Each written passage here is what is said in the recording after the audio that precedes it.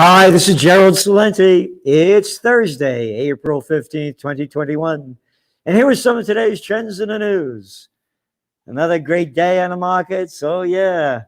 The market melt up, as Gregory Mannarino says. And we had now a trends journal. Boy, what a trends journal this one was. That's 175 pages. No ads. Yep, there he is. Uncle Vaxula, Count Vaxula. Got to get that vax. Got to get that vax. 170, and people, oh, I can't read all. You don't have to read all of it. It's a table of contents. You read what you want.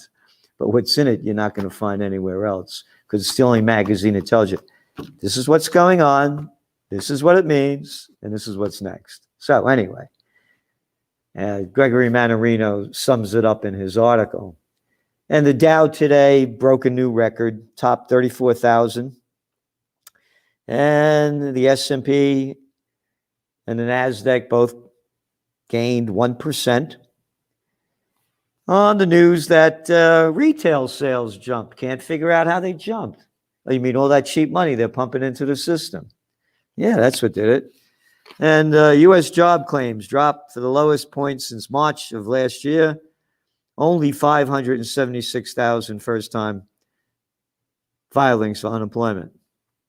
And that was way below what they expected. So yeah, the Biden bounce is it. It's a phony bounce, just like the equity markets. I mean, you know, dumping in these trillions of dollars. So of course the markets are going to go up, and so too is retail, and so too is inflation. Because did you see what happened with gold today? Woof. That's right. It's up like $30. We've been writing about this inflation was going to happen. The dollar's weakening. So it's very important. The higher inflation goes, they're going to have to raise interest rates. When they raise interest rates, the markets will crash. Powell, the chairman of the Federal Reserve, says, we have tools. Yeah, tools. You'll make up anything. And again, the 2% inflation rate, they made that up in 2012. And we're going to see inflation go way above that. And again, when inflation goes up, interest rates go up. When interest rates go up, the economy goes down. Because they're borrowing all this money for nothing. And that's why you're seeing this unprecedented merger and acquisition activity and the gamblers going into the markets to gamble. And oil, again, oil's going up on the expectations there's going to be a rebound. And the OPEC Plus, as we've wrote about, you know, they agreed to put a little bit more production out there, but not a lot. So again, oil prices going up, inflation. Gasoline prices in the United States went up 9%. So the higher inflation goes, the higher interest rates are going to go, and that's when your market's going to crash. Of course, there could be the wild card. And when you talk about gold, the wild card is the cryptocurrency market. I mean, look what's going on. What do you got? Bitcoin hit 63,000 today. 63,000. Last June in the Trends Journal, we said when it breaks over 10,000, it's going to spike. I never thought it would go this high this quick.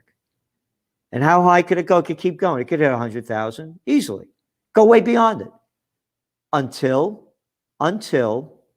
the central banks close it down. And India is already trying to do it, China, and when they don't want the competition.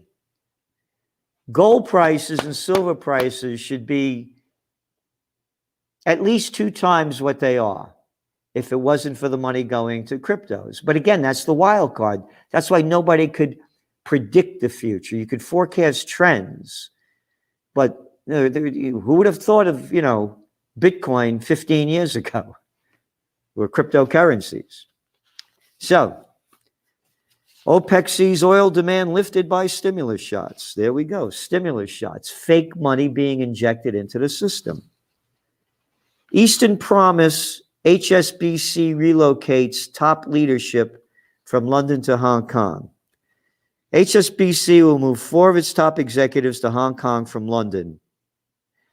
I'm mentioning this because we've been writing about what's going on in Hong Kong. Again, we have a global-nomic process, making connections between different fields.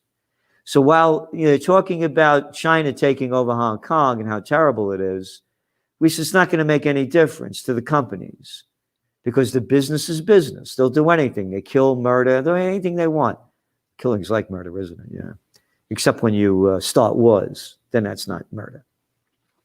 Anyway, so what's going on in Hong Kong? Oh, how could the Chinese, Beijing do that? You're going to see more and more companies going to China because China is the 21st century, as I forecast. It's one of our top trends for 2021. The 21st century is the Chinese century. So yes, HSBC has signaled that executives were likely to head to Hong Kong, the 156-year-old lender's historic base. IMF urges Eurozone to boost spending. Yep. Got to put more dough in there because the thing is going down. And again, I mentioned merger and acquisition. Carlyle buys control of Beauty Counter. Private equity firm Carlyle Group is taking majority stake in the owner of skincare and cosmetics brand Beauty Counter. $1 billion.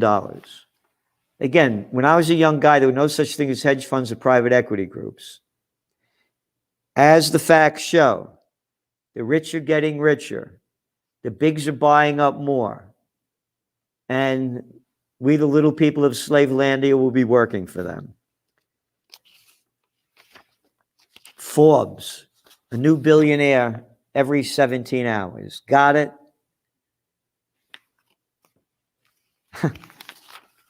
Pent-up demand boosts luxury. For an industry traditionally dependent on tourism, many luxury brands have done surprisingly well during the pandemic. A caveat is that shoppers will soon have more choice about where to spend. The world's biggest luxury company, LVMH, Moet, Hennessy, Louis Vuitton, said that sales rose by a remarkable 30% in the 3 months through March compared to the same period in 2020. You know where a lot of that money's coming from? China. But I'm mentioning this because what Forbes said, new billionaire every 17 hours, the reality of the suffering on Main Street will not be felt until Wall Street goes down. End of story. And going on to the world situation in China, U.S.-China trade rift plays out in Europe. Beijing gets a leg up by bolstering supply chains and beefing up industrial backwaters. Goes on to show how China is spending all this money in Europe and other places and building its presence there. The business of China has been business. The United States builds its presence with its military. The 21st century will be the Chinese century. So on to the vax news. We said this was going to happen, and now it's here, right in front of your eyes. Pfizer's CEO says third COVID vaccine dose likely needed within 12 months. Pfizer CEO Albert Bourla said today, people will likely need a booster dose of a COVID-19 vaccine within 12 months of getting fully vaccinated.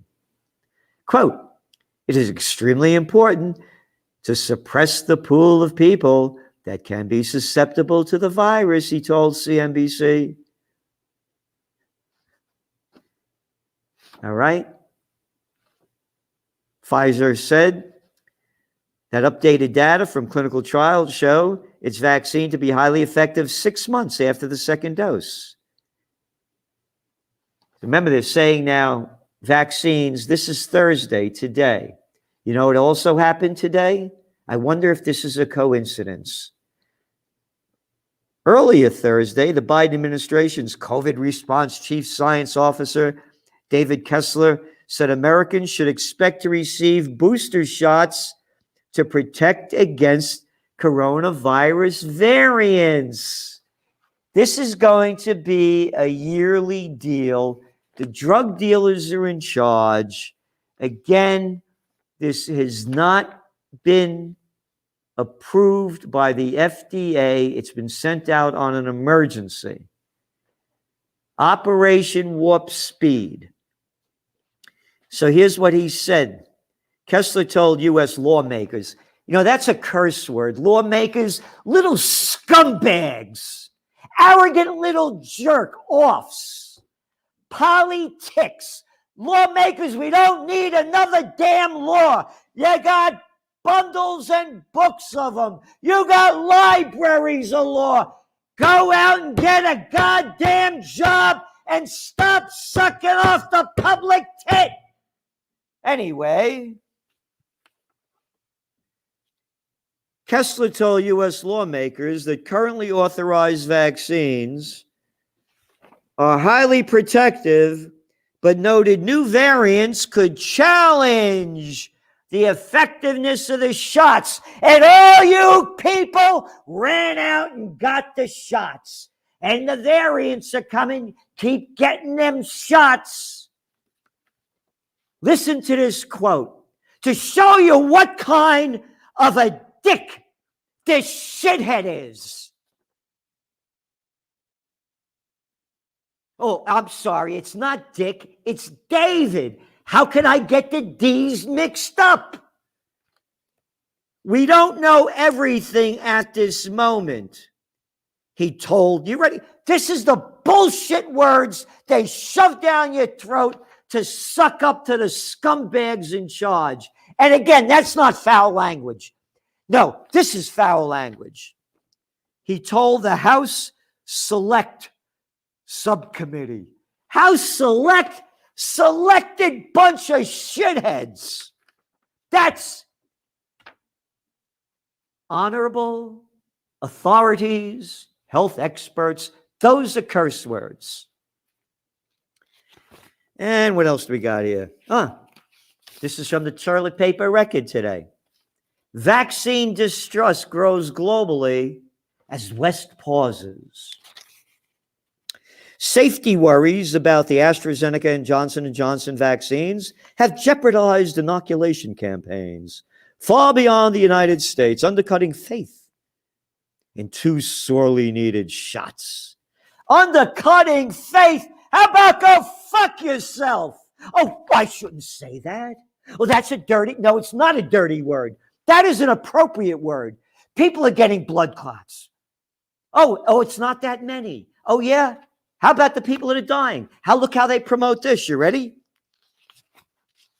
This is from Australian News Daily.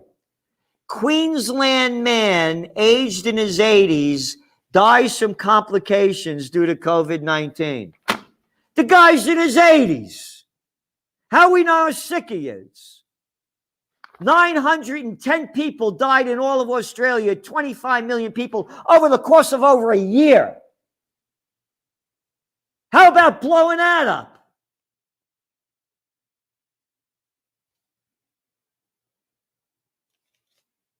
Colleges require shots for the fall. No freedom anymore. Listen to this shithead. These are some of the colleges: Duke, Brown, Syracuse universities, Rutgers, Cornell University, and a guy from Rutgers. I think there's a lot of common sense here. The science says that the vaccine is safe. It says that the vaccine is safe. It's got a phenomenal efficacy rate. Who said this? Antonio Calcotto, Rutgers Chief Executive Vice President and Chief Operating Officer. Screw you. Oh, wait. Denmark ditches AstraZeneca COVID-19 shot. Why, how dare they? How dare they? They're conspiracy theorists. Denmark yesterday became the first country to stop using AstraZeneca vaccine altogether over a potential link from blood clots. Bangladesh COVID shut down. All right? I'm mentioning this Bangladesh. They shut down. 168 million people. 168 million people over the course. And this is not like a rich place. There's a lot of shit killing people over there. You know, the chemicals, the pollution, on and on.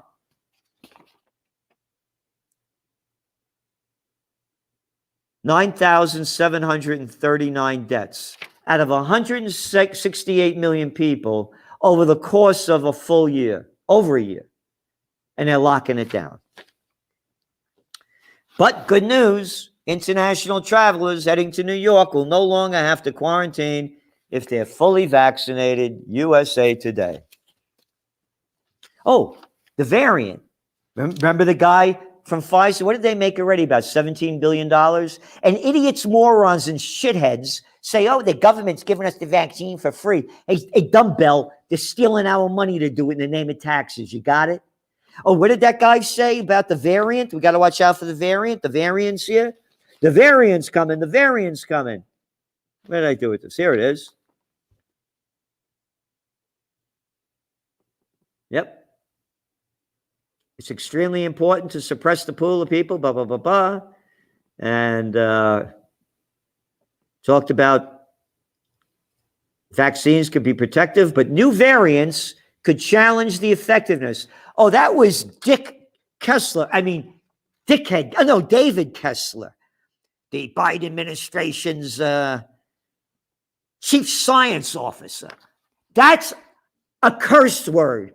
Chief science officer. A chief little scumbag who sucked his way into the system. Variants, right? Variant from UK not found deadlier. Oh, who did this propaganda? Oh, the Wall Street Journal. Not a conspiracy theorist. And Biden announced they're pulling the troops out from Afghanistan. Another losing war based on lies.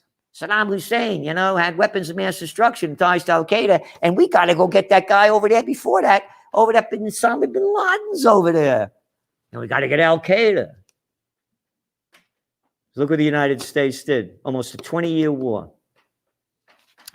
Australia's last remaining troops will withdraw from Afghanistan by September, Prime Minister Scott Morrison announced today. It's an emotional day, but mainly and most importantly, we must think of those who have been most significantly impacted. The families of those who lost and that sacrifice which they live with each and every day. But also those who bore arms with them and served with them. 40,000 Australian troops. What the hell are you doing over there, you shithead? You scum. Going over to the country over there. Hey, wasn't Gallipoli great for the Australians? Yeah, it was a wonderful job, World War I. This is disgusting what's going on. You have no right doing this. I launched Occupy Peace. This little shithead Morrison, this guy couldn't fight his way out of a paper bag. He probably has a dick about that big because he's a real dickhead every time you hear him talk. These guys would never fight. They lie to young people to go fight, and they believe it. Occupy Peace. Go to our site and support us because there's trouble ahead. You don't believe me? Report paints Beijing as Washington's top threat. China will press Taiwan to reunify with the mainland as Beijing's across-the-board efforts to secure its status as a global power. An annual intelligence report on threats facing the United States says, intelligence reports, that's an oxymoron. You guys are a bunch of stupid bastards. Oh, and to be proper, bitches. You got to be equal because it's true. You see how they're setting us up? You go to a war against China. Hey, you couldn't win in Afghanistan. You couldn't win in Iraq. You lost Vietnam. You couldn't win in Korea. Oh, I forgot Grenada. You think you're going to beat the Chinese? You go to war against China, it'll be the war that they asked Einstein, Albert Einstein. The guy knew a little thing or two about weapons of mass destruction. They asked him, what kind of weapons will you be using to fight the Third World War? He said, I don't know. We'll use sticks and stones to fight the Fourth. And U.S. reverses plan to cut troops. U.S. reverses Trump plan to cut troops, Wall Street Journal. Defense Secretary Lloyd Austin, a general, another military guy, said Thursday that he's expanding the U.S. military presence in Germany by 500 troops and has stopped planning for the large-scale troop cuts ordered by the Trump administration. Adding 500 troops to the current total of about 35,000 is a symbolic gesture of solidarity with Germany and the North Atlantic Treaty Organization.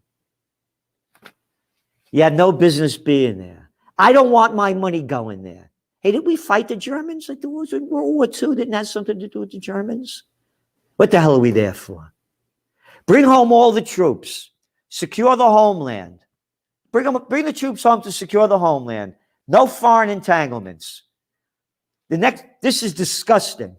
And there's no outrage. Where are all the libtards? They're cowards. Boop, vaccinated. Vaccinated to death. And then finally, Wall Street executives, employees spent $2.9 billion on campaign lobbying in 2020. I love the number, 2.9 billion. How about that's like $99.99, but $3 billion and more. Lobbying. It's not a free country. Again, all the details are in your Trends Journal. We wrote about this in detail before this happened. Lobbying. It's a revolving door. It's one big club and we ain't in it. Lobbying. Payoffs. Morons and imbeciles call it campaign contributions. Adults call it bribes and payoffs. Anyway, check out your new Trends Journal. Again, 175 pages. It's about the world. What's going on?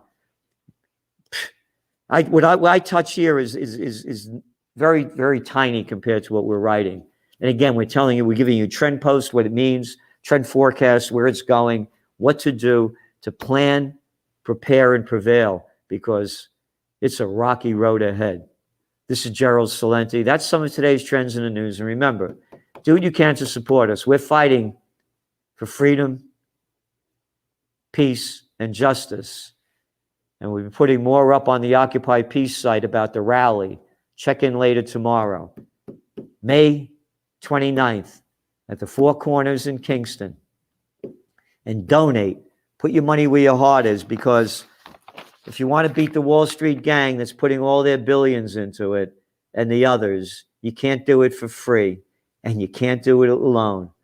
I can't win this fight on my own. I need you.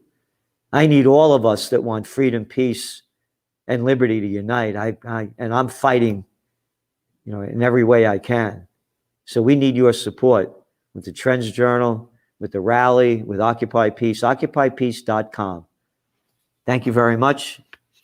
This is Gerald Celente, and that's some of today's trends in the news. The COVID-19 war has changed the world, but who's prepared?